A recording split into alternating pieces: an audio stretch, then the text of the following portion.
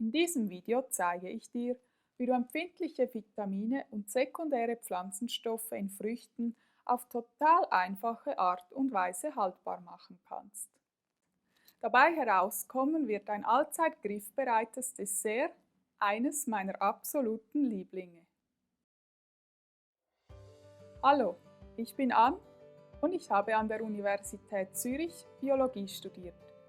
Wenn du mehr über meinen Werdegang und meine Beweggründe für diese Serie erfahren möchtest, besuchst du mich am besten auf meiner Website unter annelehner.com. Wenn du keinen meiner Beiträge mehr verpassen möchtest, dann folgst du mir am besten auf Instagram oder trägst dich auf meiner Website auf meinem Newsletter ein.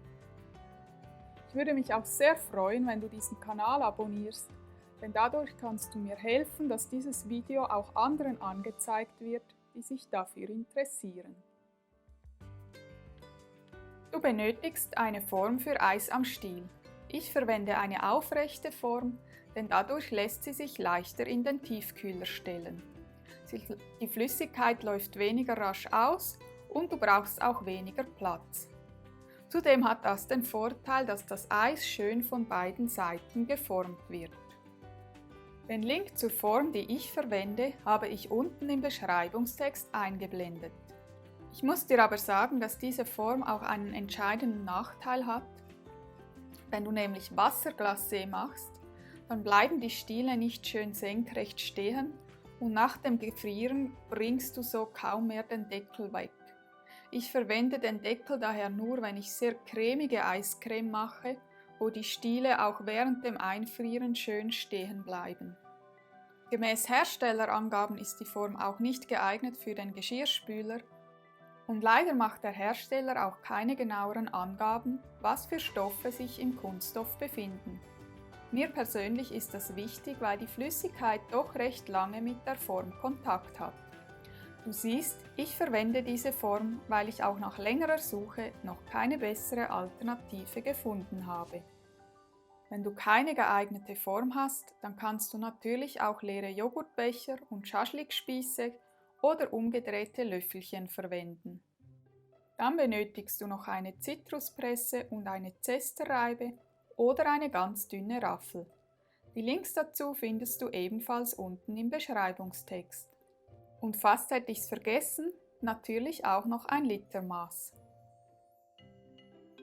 Für die von mir benutzte Form brauchst du entweder 4 kleine oder 3 große Bio-Grapefruits. Falls du Grapefruits überhaupt nicht magst, kannst du auch Orangen verwenden. Dann musst du einfach dem Eis einen neuen Namen geben. Für mich müssen es aber unbedingt Grapefruits sein, da sie dem Eis genau den richtigen Kick an Süße und Bitterkeit verleihen. Zusammen mit der Kälte schmeckt das einfach herrlich. Noch ein medizinischer Hinweis. Der Verzehr von Grapefruit verträgt sich nicht mit einigen Medikamenten. Medikamente mit dieser Interaktion wirken entweder zu schwach oder zu stark, was je nach Medikament gefährlich ist. Bei bestimmten Medikamenten kann ein Glas Grapefruitsaft schon zu viel sein. Die Liste an Medikamenten ist zu lang, um sie hier aufzuführen. Bitte sprich mit deiner Apothekerin oder deinem Arzt, falls du Medikamente einnimmst, und konsultiere den Beipackzettel. Unter Umständen ist ein gänzlicher Verzicht auf Grapefruits notwendig. Falls du für dein Leben gerne Grapefruits essen würdest, aber es aufgrund von einem Medikament nicht darfst, manchmal existieren Alternativen, die diese unerwünschte Interaktion nicht aufweisen. Apotheker können darüber Auskunft geben, ob ein Medikament ohne diese Interaktion existieren würde. Falls ja, kann dir deine Ärztin sagen, ob dieses Medikament für dich auch in Frage kommt. An dieser Stelle möchte ich einem Missverständnis vorbeugen. Grapefruits sind gesund. Lass mich das kurz erklären. Dieser unerwünschte Effekt bei der Einnahme von gewissen Medikamenten stammt von in Grapefruits enthaltenen Naringin und ihm ähnlichen Stoffen. Diese Stoffe führen dazu, dass manche Medikamente zu stark oder zu schwach wirken, Das ist, als wenn versehentlich eine viel zu hohe oder niedrige Dosis von einem Medikament geschluckt würde. Aufgrund der verwandtschaftlichen Verhältnisse enthalten auch andere Zitrusfrüchte Naringin und die ihm ähnlichen Stoffe, welche diese ungewollten Interaktionen aufweisen. Die Mengen des enthaltenen Naringin sind aber meist geringer als in der Grapefruit. In den durch eine ausgewogene Ernährung üblichen Mengen ist das Naringin an sich sogar gesund. Denn im Körper entfaltet es eine antioxidative Wirkung und schützt dadurch vor oxidativem Stress. Übrigens verleiht das Naringin der Grapefruit ihren bitteren Geschmack. Doch zurück zum Flamingo-Eis. Neben den Grapefruits brauchst du nur noch 100% reine Vanille. Ich persönlich mag hier das Vanillepulver von Rapunzel, da hier die Samen zusammen mit den Schoten vermahlen werden. Dadurch hast du keinen Food Waste und im Endeffekt ist es auch deutlich günstiger, als wenn du nur die Samen verwenden würdest. Für den Fall, dass du gerne eine andere Form verwenden möchtest, zeige ich dir hier, wie du das Totalvolumen jeder beliebigen Form ganz einfach herausfinden kannst. Dafür füllst du dein Litermaß bis zur obersten Markierung mit Wasser und befüllst damit die Formen. Denk daran, die Formen nicht bis ganz oben voll zu machen, da sich ja Wasser beim Gefrieren ausdehnt. Sobald du alle Formen voll gemacht hast, schaust du in dein Litermaß und rechnest die Differenz aus. So weißt du, wie viel Milliliter deine Form fasst. Da ich mir Zahlen zugegebenermaßen schlecht merken kann, schreibe ich die erhaltene Menge einfach mit einem wasserfesten Filzstift außen auf die Form. Mit nur 2 Zutaten geht die Zubereitung ratzfatz.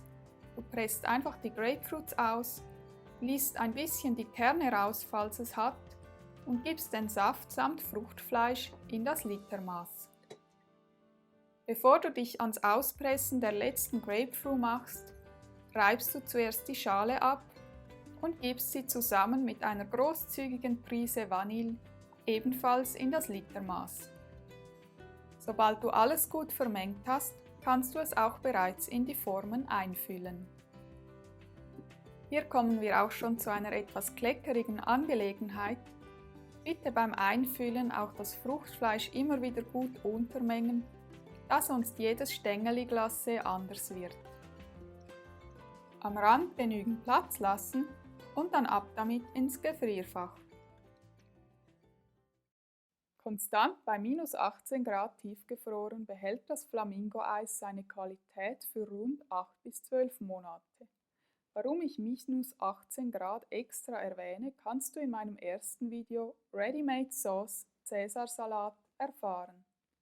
Den Link dazu findest du auch unten im Beschreibungstext. Wenn du das Eis bis zum Verzehr in der Form belässt, ist es gut vor Sauerstoff geschützt. Dadurch behält es länger seine Farbe und die Vitamine sind auch besser geschützt. Wenn du das gefrorene Eis aber lieber im Gefrierbeutel aufbewahrst, entferne einfach vor dem Verschließen so viel Luft aus dem Beutel wie möglich. Falls du ein Vakuumiergerät hast, kannst du es sogar portionengerecht vakuumieren. Bei mir überlebt Eis aber sowieso nur wenige Wochen, daher erspare ich mir diesen zusätzlichen Arbeitsschritt. Vitamine und sekundäre Pflanzenstoffe werden durch das Einfrieren optimal vor dem Abbau geschützt, denn durch die Kälte wird die Bewegung von Molekülen verlangsamt. Dadurch kommen chemische Prozesse fast ganz zum Erliegen. Während der Gehalt an empfindlichen Vitaminen von Früchten im Früchtekorb oder im Kühlschrank zurückgeht, bleibt er im Tiefkühler fast konstant hoch. Einfrieren bei -18 Grad oder kälter kann man daher als den Goldstandard bei der Konservierung von empfindlichen Mikronährstoffen bezeichnen. Wenn du also frische Früchte einkaufst und in der Kürze zu Eiscreme verarbeitest, warten nicht nur etliche fixfertige Desserts auf dich, sondern du hast auch noch den Gehalt an Vitaminen und sekundären Pflanzenstoffen optimal konserviert. Zeit, dieses super leckere Eis zu genießen.